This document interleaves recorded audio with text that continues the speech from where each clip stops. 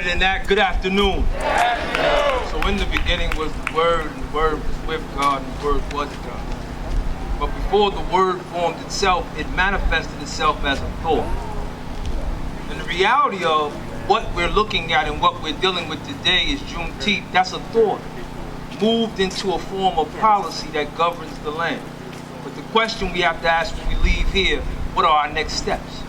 Because see, we come to events like this throughout the city, across the globe, and we talk and we have emotional moments, and then when we leave, right in our own localized area, we go right back to sleep.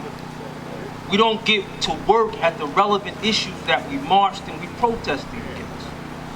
So the science and the question for me today to you is, what's your agenda? Where are you going from here? What's up next for you? Because as a collective body, we see that there's nothing that we can't do. The question becomes, what are we working on? And then, more importantly, what are we up against? We come into spaces and places and we look at an adverse reality. When the founding fathers sat down and gave birth to the Declaration of Independence, they didn't include us. So when we walk into rooms, we oftentimes think the playing field is level. We weren't even invited into the playing area. So these are the things we need to give thought to so we understand the enormity of the work in front of us. When the Declaration of Independence was shaped, two people were removed: women and minorities. And that's why the very DNA of America is grounded in misogyny, even amongst our own communities. We have a difficult time giving respect to our amazing black women. That's why I wore this shirt today. You have no choice but to acknowledge the jewel I'm giving to you. If our birth or if our revitalization is to occur, we've got to incorporate our women, black and brown, and we have to allow them to be at the forefront of leading of what we're doing. Oh, that's real. That's real. Because again, when we don't do that, we damage our own movement. So we know what we're up against in terms of the thought process of the oppressor. But what's stopping black and brown people from being amazing? When we talk about events like this, we oftentimes transition into Tulsa, and we talk about Rosewood, right? And we always talk about what was destroyed. But how many of you as parents, as advocates, as educators are teaching your black and brown babies what was built? Positive Force is here, my man Supreme is here. All of those are mathematicians, they are architects. And our supreme principle in the 8th degree deals with build or destroy. And in far too many of our communities, we stay relegated to the bottom part of the 8. We love destruction. When we talk about building Tulsa, we ought to be talking about the 600 businesses that were there. We ought to be talking about, we had almost 6 private planes, our own banking system. We didn't go to AMC Theater. We weren't allowed there. We built our own movie theaters. So what I'm saying to you is when we begin to talk about rebuilding our own, we have to move from being renters to being owners. Our mindset must be one where we say, whatever we have, whatever we need, whatever we're working on and towards, it's right here amongst us.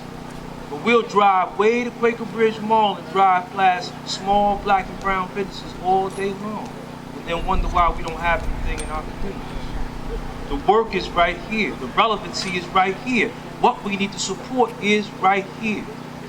And then the last rule I'll give you as, for the elders who are here, for the parents who are here, stop giving thought to mediocrity or at where you're at, your present reality is a final destination. I see far too many adults who have parked their life at the finish line and you're still breathing. In the Bible, is it true or not, Sarah gave birth at 80? So what am I saying to you? I'm not telling you to go home and be promiscuous. I am saying to you, if you're breathing, you have capacity and ability to give birth to a new reality right now. We often ask, why aren't the babies thinking as builders, as architects, as geniuses? Oftentimes they watch parents and see them saying, everything is what it is.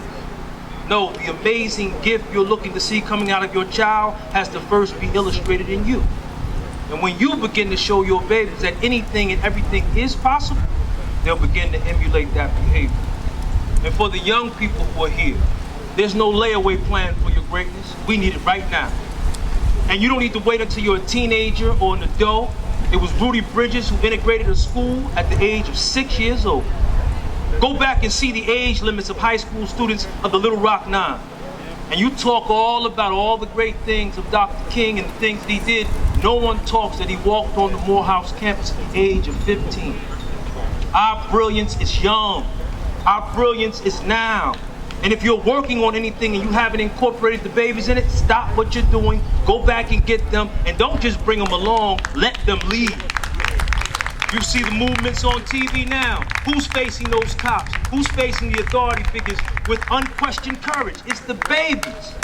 Because they have a relentless idea that says, you're not going to stop me, and what I'm looking to bring into existence is going to happen, or I'm going to die right here doing it. Many of us as adults have become content with nothing. The babies come to the table and they want everything. So I'm saying to you today, when we move forward with this new school year that's in front of us, are you aware that Trenton has had $13 million cut from its budget? That's major. So what are you doing now to understand what this school year is going to look like? Again, if you wait until September to show up for the work we know needs to be done, now you're part of the problem. We're now on our 16th homicide in this city. What are we going to do about what's going on within the context of our reality and the public safety issues we have? We don't need more police officers. Right. No, what's needed now is to put that money that will be going towards them into the relevant social issues that need to be addressed. So in our communities, in our homes, we're no longer creating instances where the police need to be called. I can give you one simple example. Who knows Kimmy Carlos? Amazing black woman. She teaches a certification course that allows you to deal with the mental health of family members. So whenever you see them getting off their meds or doing things they have no business, she teaches you how to de-escalate. Imagine if we had that kind of certification throughout our communities and we were the ones who called each other instead of calling the police when our family members are in trouble. Because when you call the police on a mental health issue, you just walked into a death sentence. The reality of a new tomorrow is in everything that we do right now. The work is right now. And let me just say this as I step off. Leave the ego at the door. There are amazing people doing amazing work. When you show up, just support the work. Your name don't need to be on a flyer. You don't need to speak. You don't even need to be a part of what was talked about to be talked about. But when the ground and the rubber hit the road, be a part of that consistent work. We're now talking about moving statues and changing names on schools and things of that nature. There are organizations doing that work. Be a part of that work. See, the protest is cool when you go and get on TV and get a shot and get a camera scene, but the work, if you look at the civil rights movement and the work, most of it is behind the scenes. So if you need to be seen, this is probably not the work for you. I'm just being real with you. Find something that matters to you. Find something that's important to you. And then be committed to dying for it. And I want to leave saying, I'm not here for no emotional moment. I'm not charging with something I'm not doing. I'm not one of these cute cubbyhole people. And in 2 years, I'm not knocking the present mayor, but I'm putting my name on the ballot to be the next mayor. And I'm doing the work right now to make our city better. Why am I saying that? For my ego or my pride? No, I'm saying if you're going to be great, man, you got to be bold. You can't sit in the corner all cute, hoping people co-sign or validate you. The moment you was birthed into existence, you were validated. Live your life. Be you. Help each other. And do the work that needs to be done. This in Galatians is real simple. Let us not ever get weary of doing this great work. For in due season we shall reap if we faint not. God bless you.